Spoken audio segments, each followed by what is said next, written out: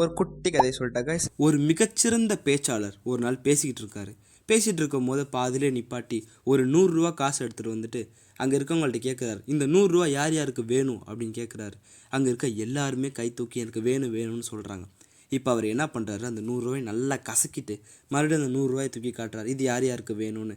எல்லாருமே எனக்கு வேணும் எனக்கு வேணும் எனக்கு வேணும்னு சொல்கிறாங்க. அதுக்கப்புறம் அந்த 100 ரூபாயை கீழே போட்டு ஷூ வச்சு மிதிச்சு அதை நல்லா அழுக்காக்கி இப்பயும் தூக்கி காட்டுறாரு, உங்களுக்கு இந்த 100 ரூபா வேணுமான்னு.